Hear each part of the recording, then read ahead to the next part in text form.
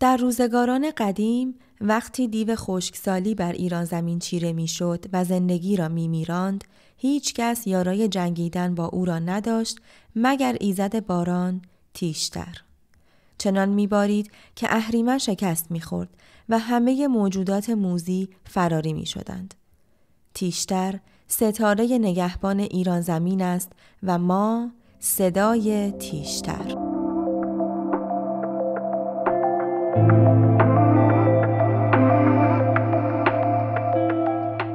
بیennale ونیز که معتبرترین رویداد هنرهای تجسمی جهان است و اولین دوره آن در سال 1896 شروع شده، اینک به 60مین دوره خود رسیده است که از 20 اپریل به مدت 6 ماه ادامه دارد. این ایونت هنری به مانند ویترینی از هنر و فرهنگ معاصر کشورهای شرکت کننده است و کشورهای مختلف با ارائه پروژه امکان حضور هنرمندان به عنوان معرف مردم، هنر و فرهنگ معاصر کشورشان را دارند. در روز افتتاحیه و در طول برگزاری این ایونت بسیاری از وزرای فرهنگ و سفیران کشورهای شرکت کننده، هنرمندان، منتقدان، مجموعه‌داران و علاقه‌مندان به هنر از سراسر جهان از آن بازدید می‌کنند.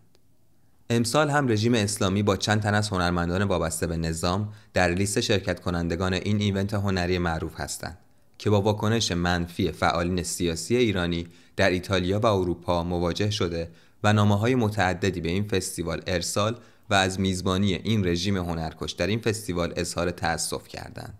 یکی از این نامه‌ها که امضای هنرمندان متعددی از سرتاسر جهان را در خود دارد، خواستار حذف رژیم اسلامی از این جشنواره شده است که متأسفانه مورد قبول مدیر جشنواره قرار نگرفته و مدیریت جشنواره در بیانیه‌ای در صفحه رسمی خود به این نامه‌ها پاسخ داده و تاکید کرده است همه کشورهایی که توسط جمهوری ایتالیا به رسمیت شناخته شده‌اند می‌توانند در این ایونت شرکت کنند.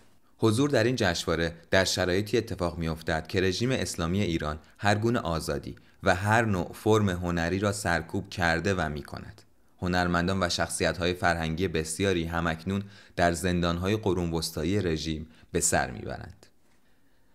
در طول سال‌های حکومت رژیم اسلامی برخورد با هنرمندان سیستماتیک و بدون وقفه بوده است. از اجبار به مهاجرت تا خانه‌نشینی و ترک شغل گرفته تا به قتل رساندن هنرمندان مختلف در خارج از کشور که در جنبش مهسا به اوج خود رسید. همچنین در حوزه سینما کارگردان‌های بسیاری از جمله جعفر پناهی و رسولوف تحت فشار، محاکمه و ممنوع الخروجی بودند و آخرین مورد آن مریم مقدم و بهتاش سنایی‌ها، کارگردان‌های کیک محبوب من فیلم تحسین شده و برنده 2 جایزه در فستیوال فیلم برلین هستند. در بین هنرپیشگان دستگیر شده میتوان از کتایون ریاحی، میترا حجار، هنگام قاضیانی، حمید پورآذری و ترانه علیدوستی نام برد.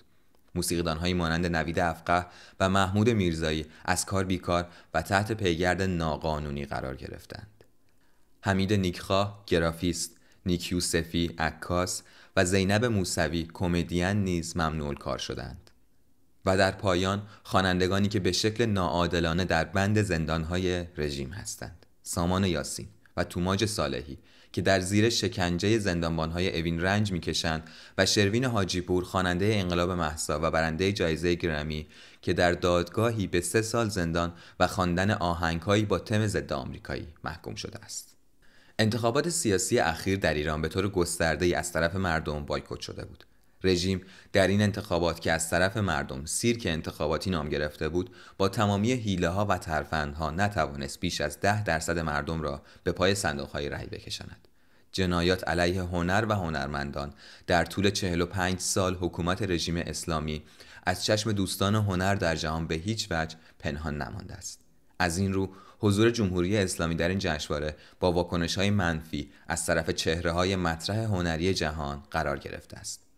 ما از برگزار کننده های این جشنواره بین المللی درخواست داریم که در موازات حضور رژیم اسلامی در این رخداد هنری امکان حضور هنرمندان مستقل را در بیennale فراهم نماید و اجازه دهد که اقدام‌های عملی علیه این رژیم قاتل هنر در این جشنواره که 6 ماه به طول می‌انجامد به اجرا درآید.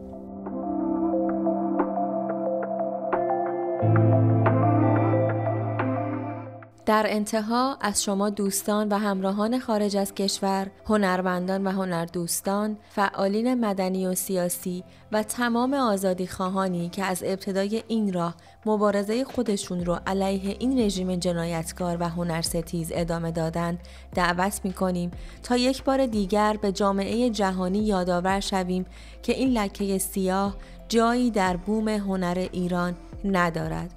برای انجام این کار کافی است که از صفحه خودتون به پیج Campaigns for ایران که در کپشن نوشته شده است پیام داده و این پادکست رو با مخاطبین خودتون به اشتراک بگذارید.